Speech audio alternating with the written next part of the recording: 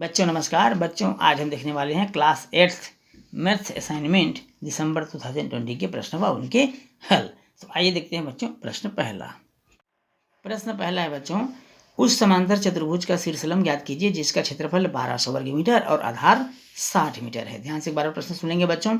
उस समांतर चतुर्भुज का शीर्षलंब ज्ञात कीजिए जिसका क्षेत्रफल 1200 वर्ग मीटर और आधार 60 मीटर है। तो बच्चों यहाँ पर हमको मालूम है प्रश्न में जैसा कि दिया हुआ है कि समांतर चतुर्भुज का आधार 60 मीटर है जबकि शीर्षलंब हमको ज्ञात करना है और क्षेत्रफल 1200 वर्ग मीटर दिया हुआ है।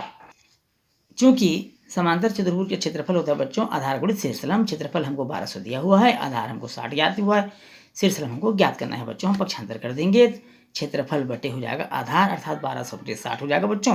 जब इसको हम विभाजित करेंगे तो हमको मिल जाएगा, पहले शून्य काट दीजिए, 120 बटे 6 हो जाएगा। 120 को 6 से विभाजित करेंगे हमको मिल जाएगा 20 मीटर।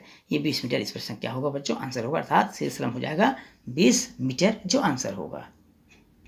प्रश्न दूसरा है बच्चों, आधार 6.5 सेंटीमीटर और क्षेत्रफल 26 वर्ग सेंटीमीटर वाले त्रिभुज का शीर्षलंब ज्ञात कीजिए। पर अर्थ सुनेंगे बच्चों प्रश्न को, आधार 6.5 सेंटीमीटर और क्षेत्रफल 26 वर्ग सेंटीमीटर वाले त्रिभुज का शीर्षलंब ज्ञात कीजिए। बच्चों यहाँ पर हमको मालूम है त्रिभुज का आधार जो 6.5 सेंटीमीटर दिया है, हमको शीर्षलंब ज्ञात करना है बच्चों, और क्षेत्रफल हमको मालूम है 26 वर्ग सेंटीमीटर। हमको ये भी पता है बच्चों कि त्रिभुज के क्षेत्रफल का सूत्र होता है 1/2 आधार गुणित शीर्षलंब। हम यहाँ रख देंगे बच्चों, त्रिभुज का क्षेत्रफल 26 दिया हुआ है, 1/2 आधार 6.5 हमको प्रश्न में ज्ञात है, शीर्षलंब हमको ज्ञात करना है। फिर पक्षांतर कर देंगे बच्चों, 26 गुणित 2 बटे 6.5 हो जाएगा, 10 हम लोग हटा देंगे बच्चों, 13 दूनी 26, 13 पंचे 65, 5 दूनी 10। अब बच गया ऊपर में 2 2 और 2 अर्थात 2 गुणित 2 बराबर 8 सेंटीमीटर जो शीर्षलंब होगा, और ये हमारा आंसर होगा। बच्चों देखते हैं प्रश्न क्रमांक तीसरा। प्रश्न तीसरा है, एक समलंब चतुर्भुज का क्षेत्रफल 105 वर्ग सेंटीमीटर, ऊंचाई 7 सेंटीमीटर है। समांतर भुजाओं में से यदि एक भुजा दूसरी से 6 सेंटीमीटर अधिक है तो दोनों समांतर भुजाएं ज्ञात कीजिए। एक बार और प्रश्न सुन लेंगे बच्चों। एक समलंब चतुर्भुज का क्षेत्रफल 105 वर्ग सेंटीमीटर तथा ऊंचाई 7 सेंटीमीटर है। समांतर भुजाओं में से यदि एक भुजा दूसरी से 6 सेंटीमीटर अधिक है तो दोनों समांतर भुजाएं ज्ञात कीजिए। बच्चों हमको प्रश्न में ज्ञात है समलंब चतुर्भुज के क्षेत्रफल 105 वर्ग सेंटीमीटर, ऊंचाई 7 सेंटीमीटर। समांतर भुजाओं में से एक भुजा हमने मान लिया बच्चों 1 सेंटीमीटर, तब दूसरी भुजा क्या हो जाएगी बच्चों 6 सेंटीमीटर अधिक है, प्रश्न में दिया हुआ है, तो वो हो जाएगा 1/6 सेंटीमीटर। चूंकि हमको मालूम है बच्चों समलंब चतुर्भुज के क्षेत्रफल होता है 1/2 समांतर भुजाओं का योग गुणित ऊंचाई। क्या होता है बच्चों, 1/2 समांतर भुजाओं का योग गुणित ऊंचाई होता है। अब चूंकि क्षेत्रफल दिया 105 बराबर 1/2, समांतर भुजाएं कौन कौन सी थी, एक 1 थी और दूसरा हमने 1/6 माना था, दोनों का योग गुणित ऊंचाई 7 सेंटीमीटर प्रश्न में दिया हुआ है। अब चूंकि क्षेत्रफल 105 दिया है बच्चों 1/2 यह मान हमने लिख दिया। अब 1 से 1 से 2 1 हो जाएगा बच्चों, धन 6 गुणित 7। अब यहाँ पर सबसे पहले हमने क्या किया बच्चों, 2 का 105 से गुणा कर दिए। अब 105 के 2 से गुणा करने के बाद इस 7 को पक्षांतर कर दिए तो बटे 7 हो जाएगा बच्चों। अब 105 गुणित 2 बटे 7 को पहले हल करके 6 को हम क्या कर देंगे उधर पक्षांतर करके घटा देंगे, अर्थात 7 से अगर काटेंगे तो 15 बार में कट जाएगा, 15 दूनी 30 होता है बच्चों। इस 6 को पक्षांतर कर देंगे, 30 ऋण 6 अर्थात 30 में 6 घटा देंगे 24 हमको प्राप्त हो जाएगा। 2 x बराबर 24 मिला, x बराबर हो जाएगा 24/2, 24 को 2 से विभाजित कर दीजिए, हमको प्राप्त हो जाएगा 12, x बराबर 12 सेंटीमीटर हमको प्राप्त हो गया बच्चों। ये x बराबर जो 12 सेंटीमीटर प्राप्त हुआ है ये पहली भुजा है, तो दूसरी भुजा कैसे मालूम होगी, चूंकि 6 सेंटीमीटर अधिक बोला है प्रश्न में, तो दूसरी भुजा मालूम हो जाएगी 12 धन 6 अर्थात 18 सेंटीमीटर, जो हमारा क्या होगा बच्चों आंसर होगा। अर्थात समांतर चतुर्भुज की पहली भुजा क्या है, समलंब चतुर्भुज की पहली भुजा है 12 सेंटीमीटर और दूसरी भुजा है 18 सेंटीमीटर। अगला प्रश्न है बच्चों, एक आयताकार क्षेत्र की लंबाई व चौड़ाई क्रमशः 35 मीटर व 24 मीटर है, उसके बीचों बीच उसकी लंबाई के समांतर 2 मीटर चौड़ा व चौड़ाई के समांतर 1 मीटर चौड़ा रास्ता है, रास्ते का क्षेत्रफल ज्ञात कीजिए।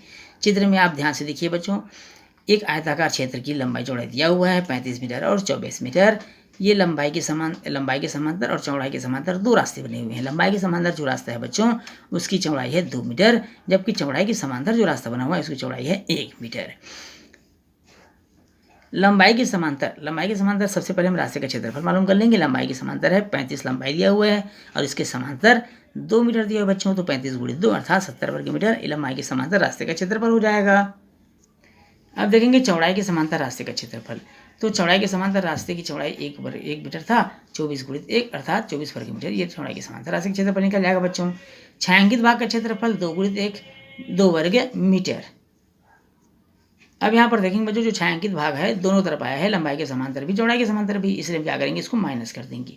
अतः रास्ते का क्षेत्रफल लंबाई के समांतर चौड़ाई के समांतर क्षेत्रफल को जोड़ करके जो छायांकित भाग का क्षेत्रफल उसे माइनस कर देंगे बच्चों। इस तरह से हमको मिल जाएगा 92 वर्ग मीटर, जो उस रास्ते का क्षेत्रफल होगा। बच्चों अगला प्रश्न है, एक वृत्ताकार क्रिकेट मैदान की त्रिज्या 60 मीटर। ध्यान सुनिए बच्चों, वृत्ताकार क्रिकेट मैदान की त्रिज्या कितना है, 60 मीटर है। मैदान के बाहर चारों ओर 7 मीटर चौड़ी दर्शक दीर्घा बनानी है, इसका क्षेत्रफल हमको ज्ञात करना है। प्रश्न एक बार और सुन लेंगे। एक वृत्ताकार क्रिकेट मैदान की त्रिज्या 60 मीटर है, मैदान के बाहर चारों ओर 7 मीटर चौड़ी दर्शक दीर्घा बनानी है, उसका क्षेत्रफल ज्ञात कीजिए। ये बच्चों आपका ये दर्शक दीर्घा बना हुआ चारों तरफ, इसमें दो त्रिज्या है बच्चों, अंदर की त्रिज्या और बाहर की त्रिज्या। अंदर की त्रिज्या को हमने OA अर्थात R1 माना है, जो 60 मीटर दिया हुआ है, जबकि बाहर की त्रिज्या चौड़ाई सहित चूँकि चौड़ाई 7 मीटर दिया हुआ है, इसलिए बाहर की त्रिज्या हो जाएगी बच्चों R2, जिसको हम माना है 67 मीटर हो जाएगी। 67 क्यों बच्चों, क्योंकि अंदर की त्रिज्या 60 है और चौड़ाई 7 है, तो 60 और 7 जोड़ देंगे तो हमको मिल जाएगा 67 मीटर, जो बाहर की त्रिज्या हो जाएगी। अतः वृत्ताकार मार्ग जो दीर्घा बना हुआ है उसका हम क्षेत्रफल मालूम करेंगे। तो बड़े वृत्त का क्षेत्रफल माइनस छोटे वृत्त का क्षेत्रफल। बड़े वृत्त का क्षेत्रफल, चूंकि वृत्त का क्षेत्रफल पाई आर स्क्वायर होता है और हमने बड़े वृत्त के क्षेत्रफल के लिए त्रिज्या को हमने R2 माना है बच्चों, तो ये हो जाएगा pi R2 square minus pi R1 square. Pi हम कॉमन ले लेते हैं, R2 square minus R1 square हो जाएगा। R2 R1 के मान हमको ज्ञात है बच्चों 67 और 60, पाई का मान 22/7 होता है, हमने यहाँ लिख दिया है।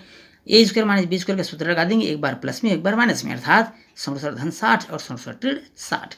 67 और 60 को जोड़ेंगे बच्चों तो 127 प्राप्त होगा, वहीं 67 में 60 घटा देंगे तो 7 प्राप्त होगा। 7 कट गया बच्चों, बचा 22 गुणित 127 और दोनों को गुणा कर देने से 2794 वर्ग मीटर हमको प्राप्त हो जाएगा, जो इस प्रश्न का आंसर होगा।